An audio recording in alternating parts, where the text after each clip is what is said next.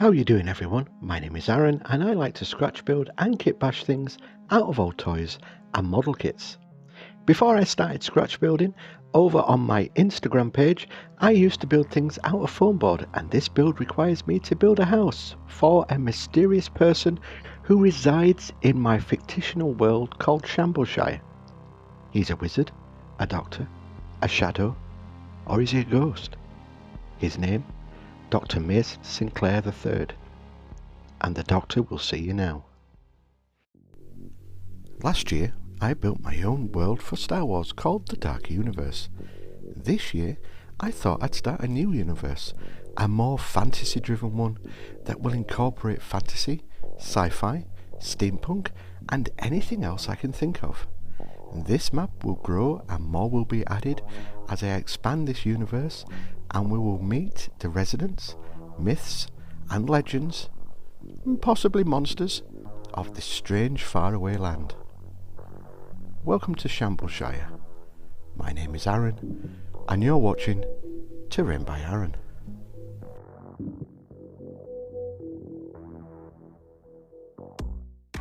If anyone has ever looked at my builds I made over on Instagram, they'd notice there isn't a lot of straight lines on any of my builds.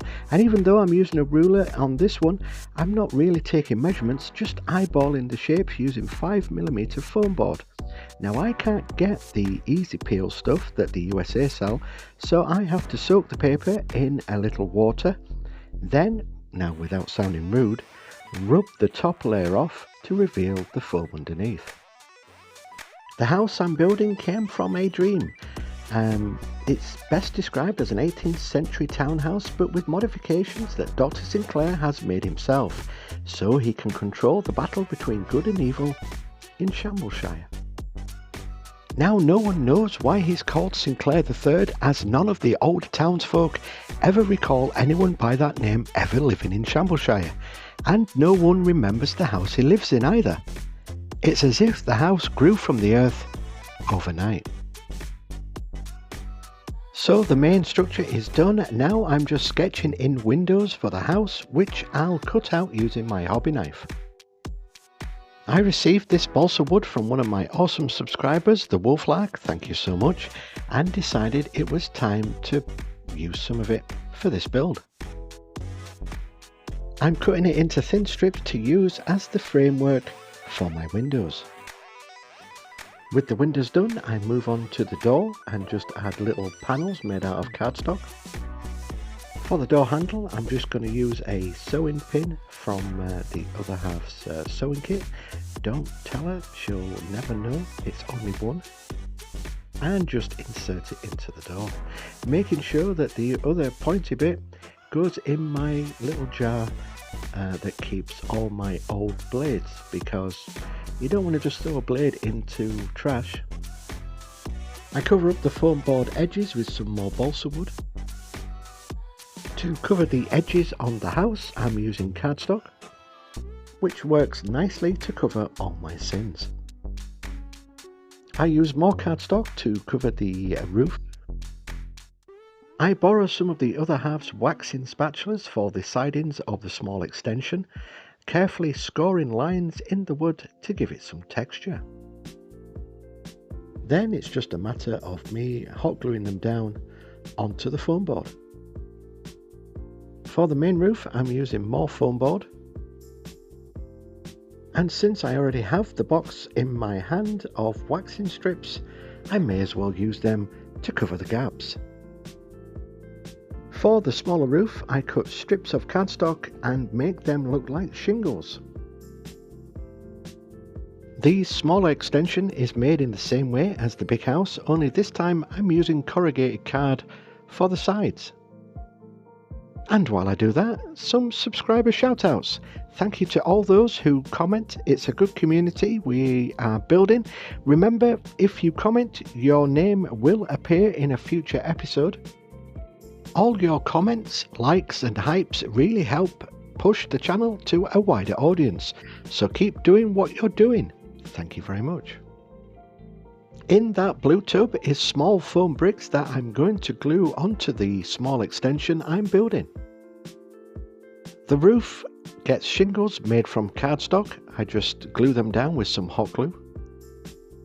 I made a hole in the roof so this little house extension would fit in just nicely like that. I made a chimney out of XPS foam, which I'm just going to hot glue onto there. Yeah, that'll do. Looks a bit kooky, but this house is kooky and spooky. In fact, let's talk more about the house. Gossip in Shambleshire town says it was built from magic. No one ever sees Dr. Sinclair enter or leave. Strange mist is often seen swirling around the doorways. Also strange lights or vivid flashes of brilliant coloured lights often emanate from the windows or the strange dome-like viewing chamber on the side of the roof.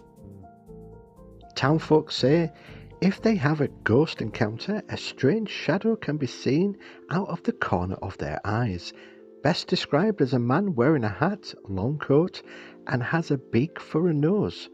Some say he carries a large briefcase which, when opened, sucks the ghost or evil entity into it. The shadow goes as quickly as it appeared, within a blink of an eye. The truth is, in the back of their minds, they know it's Dr. Sinclair ridding Shambleshire of evil. But still, the townfolk speak his name in hushed tones, in fear they might provoke whatever he truly is to unleash evil over the land of Shambleshire.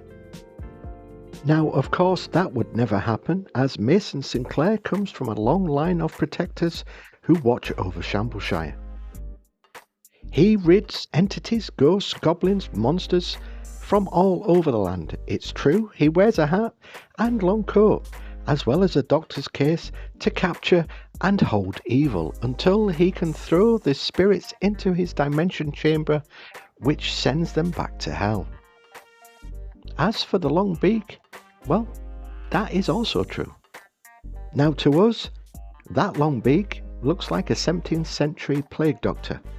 The eccentric headpiece is a primitive mask to protect him from evil, but also a little theatrical to hide his face, because unbeknownst to the folk of Shambleshire, he walks among them daily, going about his errands without anyone ever bothering him. He could be the guy you bump into at a convenience store buying a slushie, the one who looks like a geek or businessman. Heck, he could be the guy who served you coffee the other day, because he is the knight. He is the stranger. He is the doctor. Well, I hope you enjoyed the Shambleshire story about Dr. Mason Sinclair III. I best do a code word for this video, which if you put in your comments, I'll know you didn't miss the story. And the code word is plague. So the glamour shots are next, so remember, keep scratching that build, everybody. Thanks for watching.